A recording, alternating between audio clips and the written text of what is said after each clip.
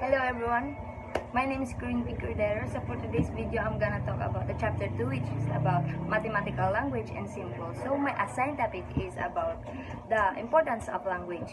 According to Sicario, in year 1997, one very important element in a student in mathematical success is his competence to communicate mathematically.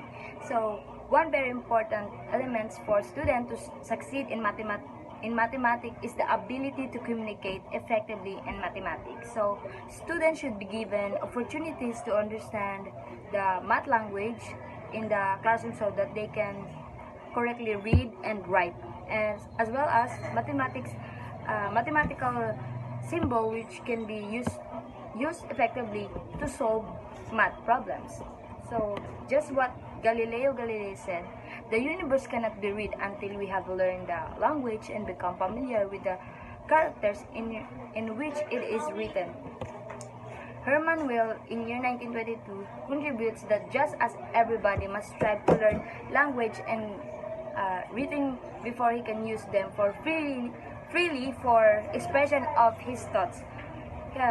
Here too, there's only one way to escape the weight of formulas. It is acquire such power over the tool that, unhampered by formula techniques, one can turn to be true problems. So in order to develop deep understanding of mathematical concept, we need to do some do the learning strategies that are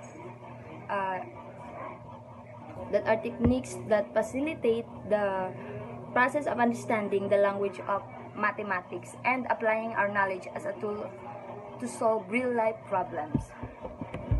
So as we connect it in English, like nouns and verbs, so it has the connection in mathematical matter. So the numbers can represent the nouns and operational sign can be represent verbs. So just like mathematical equations such as 2 times 3 equals 6 can be taught as a sentence. So as a given example, from a young age, children learn that math sentence is written as 4 plus 6 equals to 10 and not as 4, 6 plus equals 10. So as it compared in English, it's just like a wrong grammar or wrong sentence. So language is a necessary tool in communication process. Good communication requires understanding, and everyone needs to firstly understand the language used in communicating to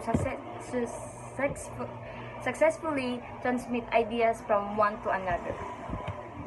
So as hypothetical situation, so imagine the following scenario: you're in math class and the instructor passes a piece of paper to each student.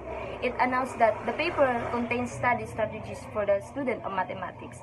It is written in foreign language that you do not understand. So will the student able to receive the ideas being transmitted by the instructor? So definitely the answer is no. So although the ideas in the paragraph may be simple, there is no access to the ideas without the knowledge of the language in which the ideas are expressed. So people frequently have trouble understanding mathematical ideas, not necessarily because the ideas are difficult, but because they are being presented in foreign language. So most students have problems understanding mathematical concepts, not because they are difficult, but because the ideas are presented in language of math.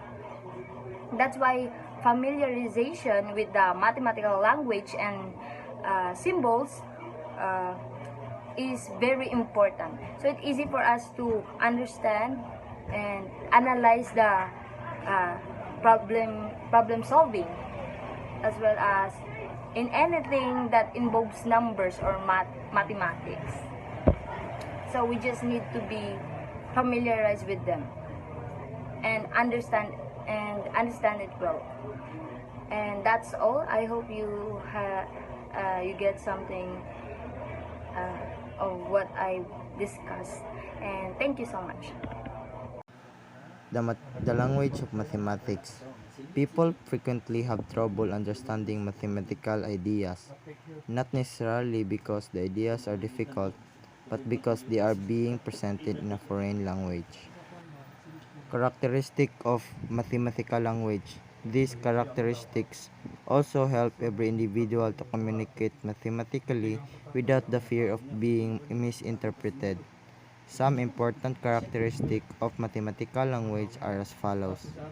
It should be precise, concise, powerful, non-temporal, and devoid of emotional content.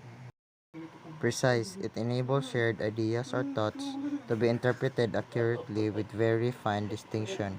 It prevents ambiguous interpretation of the transmitted ideas or thought. Concise, it enables ideas or thoughts to be expressed completely and briefly. Powerful, it enables to one express complex thoughts with relative case. Devoid of emotional content. Unlike other languages, it doesn't give importance of associating emotions, feelings in expressing thoughts or ideas in communicating mathematically. Sender doesn't need emotions to successfully transmit ideas to its receiver. Non-temporal. It emphasizes that there is no past, present, or future time in the process of mathematical communication. Everything is form. I am Luigi P. Cipriano and I am going to discuss about nouns versus sentences. In English, nouns are used to name things that we want to talk about, like people, places, and things, whereas sentences are used to state complete thoughts. A typical English sentence has at least one noun and at least one verb. In mathematics, we also have nouns and sentences. The mathematical language analog of a noun will be called an expression. Thus, an expression is a name given to a mathematical object of interest. The mathematical analog of a sentence will also be called a sentence. A mathematical sentence, just as an English sentence, must state a complete thought. For example, the sentence 1 plus 2 is equal to 3 is true, then sentence 1 plus 2 is equal to 4 is false. So, good day. Today I'm going to discuss the part of chapter 2 mathematical language, which is the mathematical language and symbols, which is the antonyms and synonyms. So, let us start. So, in English, synonyms are words, or in English, synonyms are the words that have the same or almost the same meaning as another word, while the antonyms are words that have the opposite meaning of another word. Moreover, in mathematics, it also has synonyms and antonyms. Expression can also be written as synonyms or simply means that expression is written differently from its original expression but the same result or thoughts, and it is called synonyms. So, an example of synonym is the expression 10. 10 can be also expressed as 5 plus 5, 8 plus 2, or 5 times 2, or 12 minus 2, or even 20 over 2, so and so on. So there are a lot of examples in synonyms. While on the other hand, antonym is called inverse. But there are two different types of antonyms. First is the multiplicative inverse and the additive inverse. Note that every real number, it always an additive multiplicative inverse. An example of antonyms in mathematics is first, the expression 6 is first, the expression 6. Expression 6 has an additive inverse of negative 6, while its multiplicative inverse is 1 over 6. So, another example is the expression negative 7 over 9. So, negative 7 over 9, it has an additive inverse of 7 over 9, while its multiplicative inverse is negative 9 over 7. So, Overall, in antonyms, we must remember that the additive inverse of any real number is simply a as negative a. It is the additive inverse. Kumbaga, the additive of a is the negative a.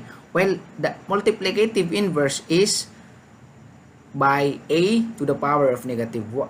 The inverse to a to the power of negative 1. A is the multiplicative inverse of a is a to the power of negative 1.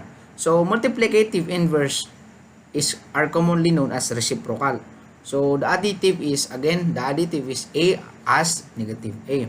So in short, the synonyms are the words or the expression that have the same meaning with the original expression. With the antonyms is called inverse, or the inverse, as we discussed, the a is negative a, or a is to the power of negative 1 if it is a multiplicative inverse, while if it is an additive inverse, then it is a, then its additive inverse is negative a. So that's all. Thank you. Conventions. Conventions. Language have conventions. In English, for example, it is conventional to capitalize proper names like Anna and Japan. This convention makes it easy for a reader to distinguish between a common noun like Carol, a Christmas song, and a proper noun like Carol, a person. Mathematics also has its convention, which help readers to distinguish between different types of mathematical expressions. Mathematical conventions are defined as set of facts, names, notations, which are widely used in the area of mathematics. Mathematicians abide by conventions in order to allow readers to understand what they write without constantly redefining basic terms. For instance, the fact that one evaluates multiplication before addition in the expression 2 plus 3 times 4 is merely conventional since PEMDAS is mathematical convention. Thank you for watching.